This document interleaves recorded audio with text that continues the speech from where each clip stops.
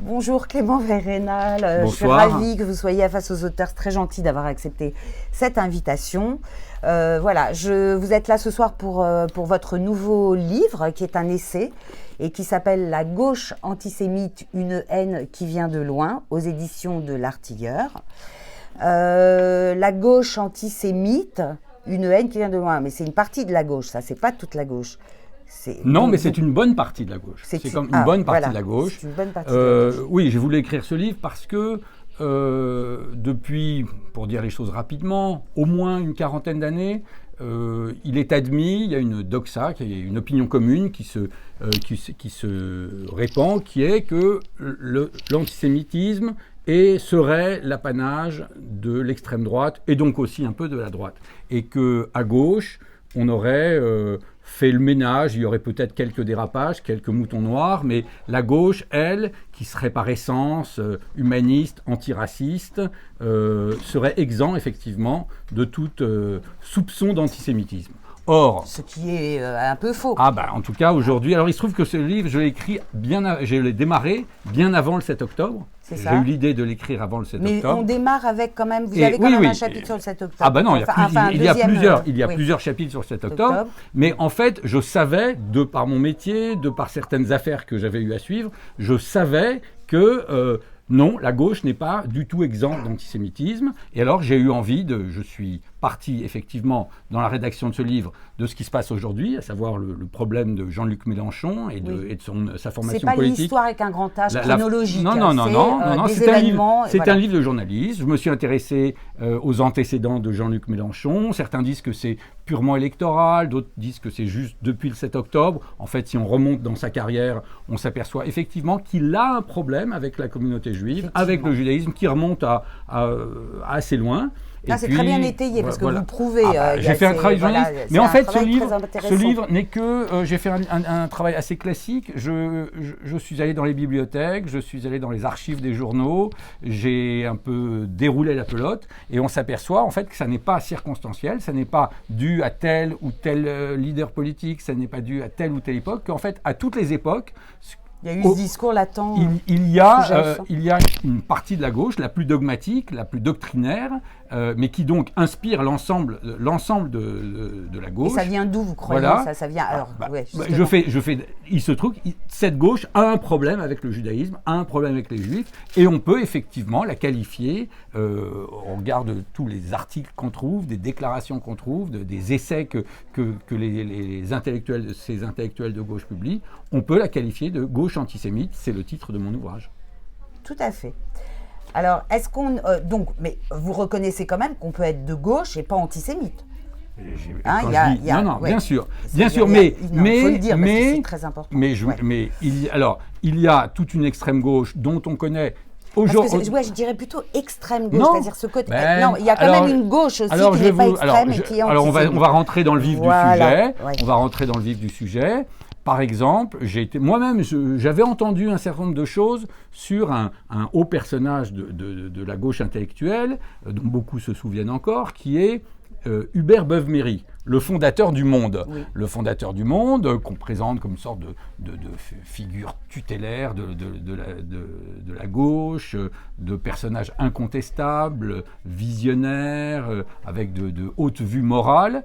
Et en fait, quand on s'intéresse de très près à la vie et aux écrits de Hubert Beuve-Méry, on découvre par exemple un essai qu'il a écrit en 1939 qui s'appelait « Vers la plus grande Allemagne », qui curieusement n'a jamais été réédité, qu'on peut retrouver dans certaines bibliothèques, sur microfiche, il faut le lire attentivement, et on découvre que Hubert Beuve-Méry avait une fascination en fait pour l'Allemagne nazie. Non pas pour l'idéologie nazie en tant que telle, mais il trouvait que les nazis faisaient quelque chose de très bien. Il remontait le pays économiquement. Il est très admiratif sur la réalisation économique du nazisme en 1939, Et manifestement, l'antisémitisme nazi ne le dérange pas trop, c'est quelque chose de totalement secondaire dans son essai. Alors on pourrait dire, bon, il a mal apprécié le nazisme dans ses premières années. On est quand même en 1939, c'est-à-dire que de l'eau déjà a beaucoup coulé sous les ponts. Mais on s'aperçoit aussi que Hubert Beuve-Méry, qui était qui dans sa biographie se présente ou est présenté régulièrement comme ancien résistant, c'est un ancien résistant de la dernière heure, comme un certain comme Mitterrand. Il attend la fin 1943, plutôt il attend l'hiver, le printemps 1943, c'est-à-dire qu'en fait, tout esprit un peu clairvoyant sait que les jeux sont faits et que l'Allemagne est en train de perdre la guerre. Alors là, il quitte le camp de Vichy, où il était très actif, et il passe dans le camp de la résistance. Mais dans son activité vichiste, on découvre aussi des écrits antisémites, une défiance vis-à-vis de ce qu'il appelle les Israélites. Ça n'est pas un antisémite obsessionnel, mais il dit qu'il est contre les persécutions, des Juifs, mais il ne les aime pas, il s'en défie, et il considère, à peine à mot couvert, qu'il est souhaitable et louable de les écarter des responsabilités de la vie publique. Alors, est-ce que ça vient du christianisme, le juif décide, ou est-ce que ça vient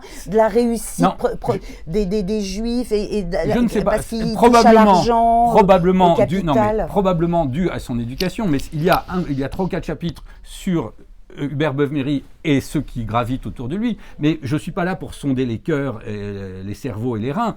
Je ne connais pas les motivations profondes. Non, mais parce que vous dites une haine qui vient de loin. Non, mais ce qui est intéressant... Cette haine, elle vient du catholicisme, elle vient de l'économie.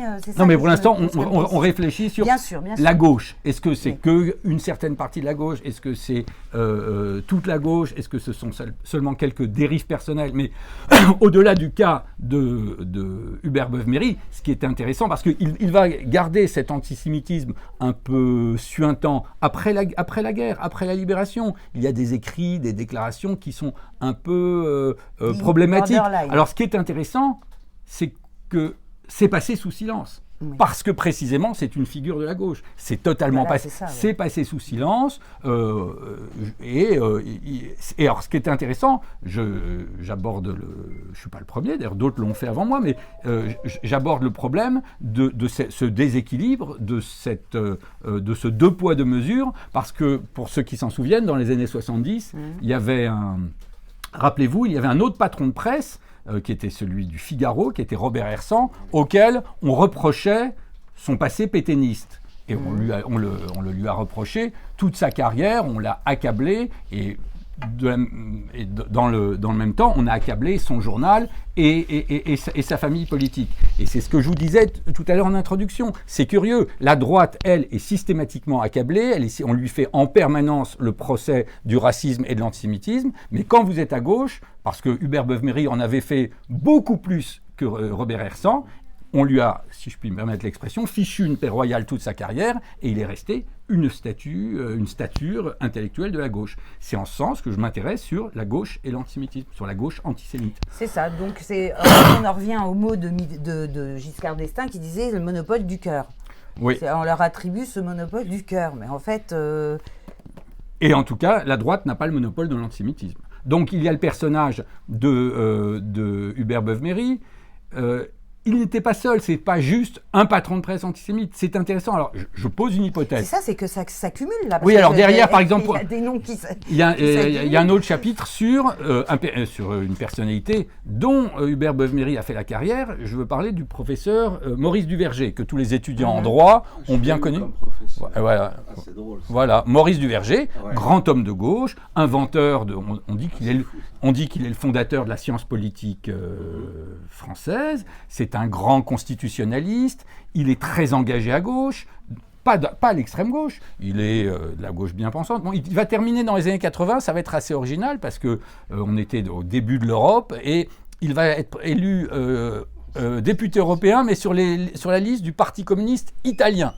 italien, c'était possible qu'un Français à l'époque, enfin c'était nouveau, qu'un Français soit sur la liste du Parti communiste italien. Donc il est clairement marqué à gauche. Et on le présente comme un humaniste. Et donc, comme je vous disais, c'est Hubert Beuve-Méry qui va faire en partie sa carrière, puisque dans les années 50, quand le Monde commence à prendre de l'importance, il cherche un éditorialiste de talent et de poids. Il paraît que Raymond Aron n'était pas disponible parce qu'il venait d'être embauché au Figaro.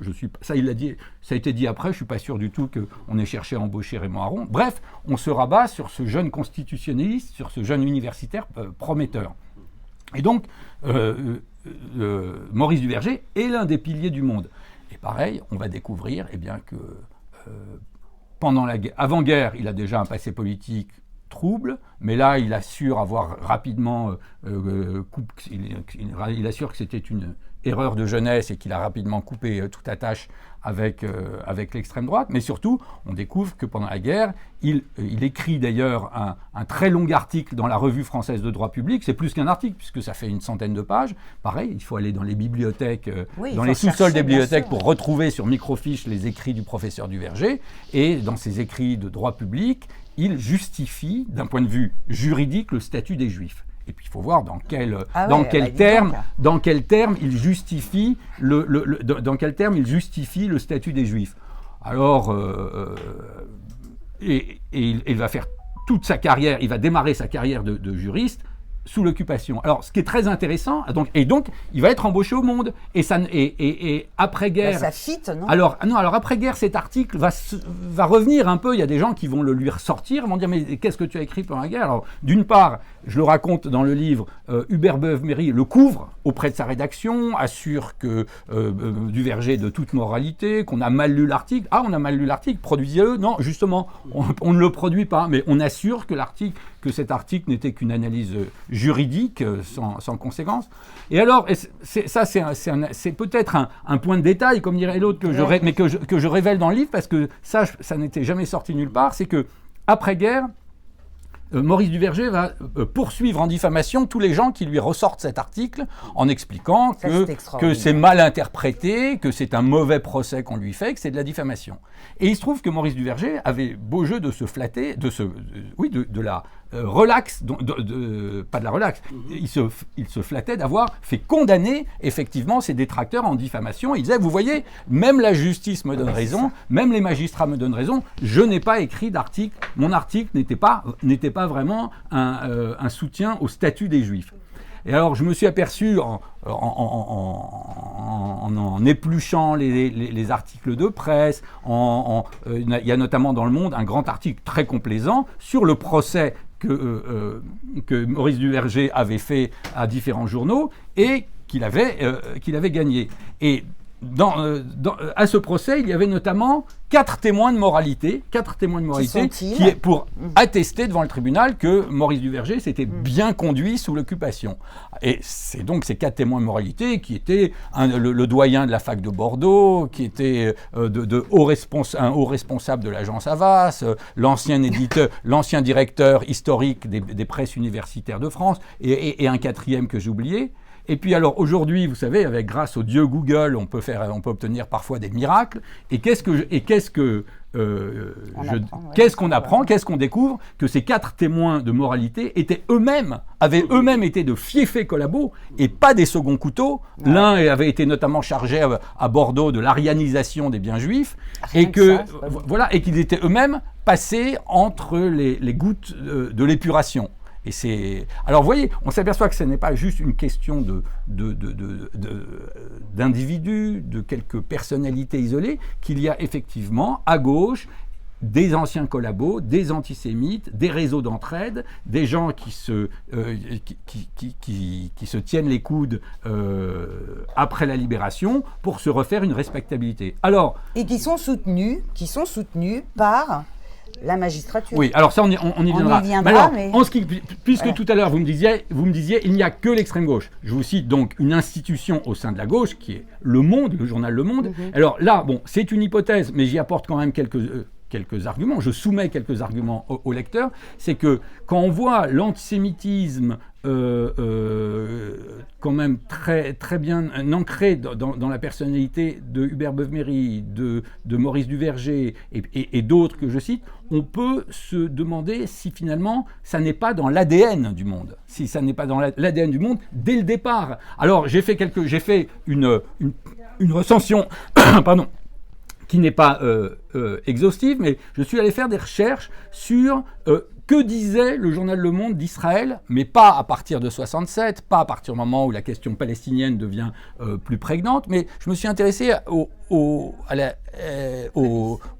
prémices. C'est-à-dire, que dit Le Monde d'Israël en avril 47, en mai 47, avant même la déclaration d'indépendance. Et sur quoi on tombe ? On tombe sur des articles effarants, une hostilité à la fois malveillante et sournoise, où on diabolise Israël, où déjà, avant même que la guerre éclatait, mais il y a déjà des affrontements, il y a déjà des coups de feu qui sont tirés, et je vous cite juste un exemple, vous le trouverez dans le livre.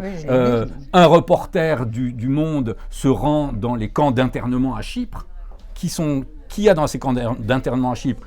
Les anciens déportés, les anciens d'Auschwitz qu'on ne laisse même pas gagner le rivage d'Israël.